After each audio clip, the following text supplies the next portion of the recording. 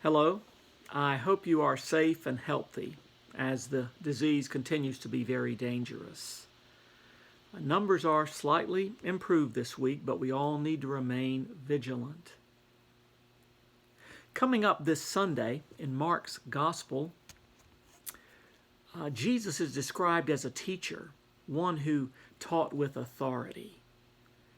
Now, I'll admit, if you compare standing up and giving a lecture to folk in the synagogue with some of the other things Jesus did, like stilling a storm or curing a blind man or raising a young girl from the dead, this may seem unimpressive.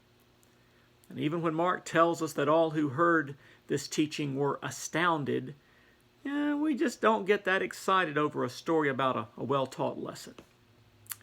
But the class gets more interesting. Suddenly, it's interrupted by a madman. Right in the middle of the teaching, we hear a wild, disruptive, crazy voice. "What have you to do with us, Jesus of Nazareth? Have you come to destroy us?" We look around and there's only one man shouting. He's clearly disturbed and said, "I know who you are, the Holy One of God." Jesus rebuked the troubled spirit within the man, that strange spirit that knew more about Jesus than anyone else in the synagogue, and the man was healed and at peace. Jesus, the teacher, healed that man. Jesus silenced the raging spirits and taught the wondering congregation with authority.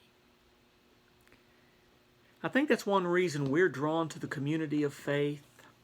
If we're honest, we have to admit that we all have on occasion been possessed.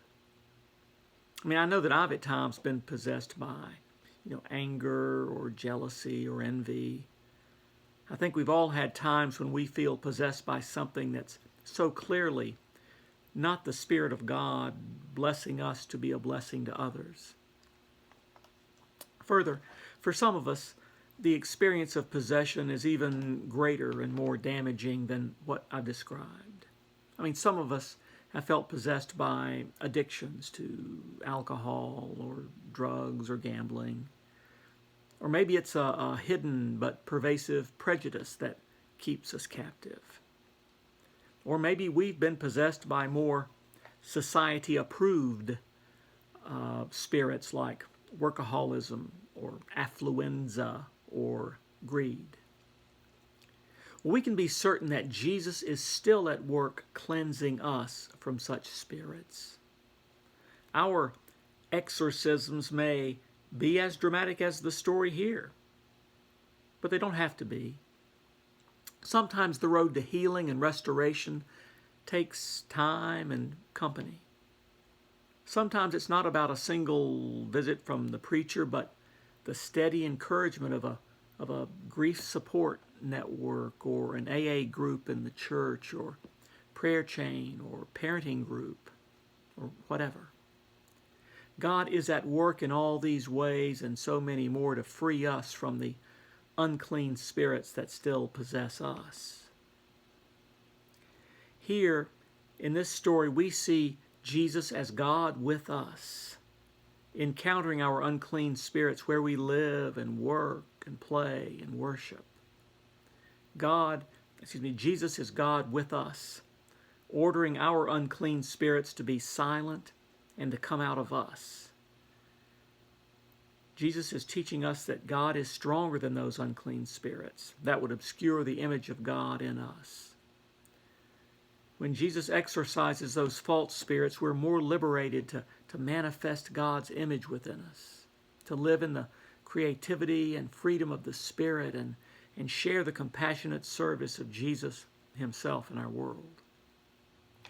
Because we're united with Christ through our baptism, we share his authority to confront and overcome the harmful and destructive forces in our lives and in the world around us.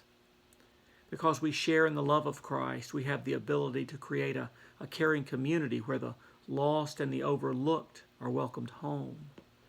Because we're a praying community, we share Christ's ability to align our hearts with the compassionate heart of the universe and call it forth to restore people to health and wholeness.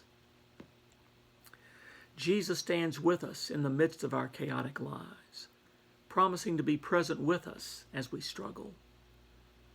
He can still the tempest in our world. He can feed our hunger. So come and be taught by him and be healed, and be free to be blessed and be a blessing to the world. Have a good week.